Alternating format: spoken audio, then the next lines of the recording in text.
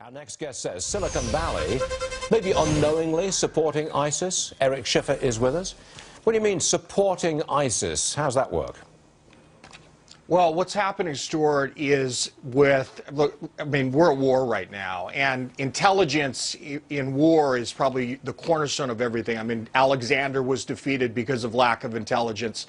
And right now, our law enforcement, either within the dark net, which is the dark web, which is not even part of Google, you can't get there through Google, ISIS is able to chat, they're able to communicate, they're able to pass information. They're even able to raise money through Bitcoin. And our U.S. intelligence is somewhat blocked, if not blocked completely, from access to that information. Even Apple, I mean, some of the Apple communications right now is fully encrypted. We can't get access to it. I said it a week ago or so on your show that Silicon Valley and many of its leaders are ripping off the security of the American people. Okay. I'm going to change subjects for a second because we've just had a further, I hesitate to use the word plunge, but we've had a further downside move in the price of oil. Now it's down $1.60. It's below 38.50, and the Dow Jones Industrial Average is now down well over 100 points.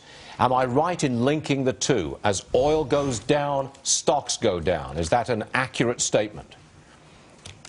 Well, I think that there is some correlation, but most likely not, Stuart. I would argue that that's probably not the nexus. So what is bringing the market down so much?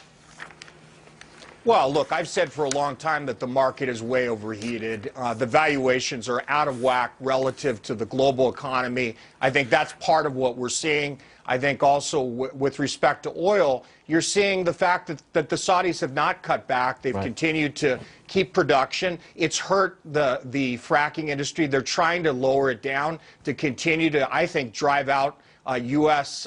supplies, and they've been successful at doing it. They're also trying to hurt ISIS, which is not such a bad thing. ISIS being a supplier and a seller of oil.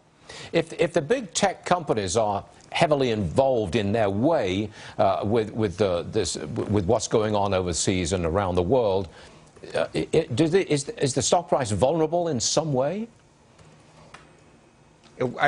Is the stock price vulnerable? Yeah, I mean, some of the big tech companies, like the Apples of this world, or the Microsofts, or the Facebooks, I mean, they're right in the middle of this. They're sort of the middle people between the terrorists and the rest of the world. Does their stock price suffer at all because of this? Well, I think it can.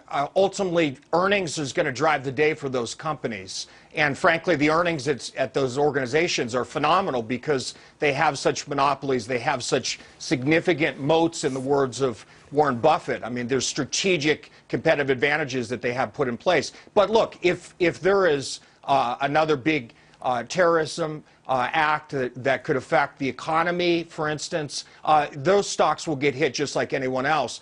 The concern I have overall is the safety of the American people. And when you have encryption, and I know it's not politically correct to talk about this. I recognize it's not politically correct.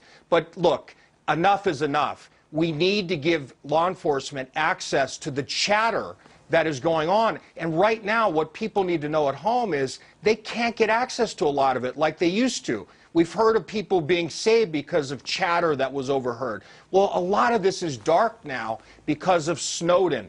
People are concerned. The Congress is concerned about giving too much access because they're concerned they're going to hit on privacy. But look, privacy doesn't compare when your family is at risk, when your friends are at risk, when others that you love are at risk. And that's the situation today. Eric Schiffer, thank you very much indeed for joining us. Appreciate it all. Thanks, Eric.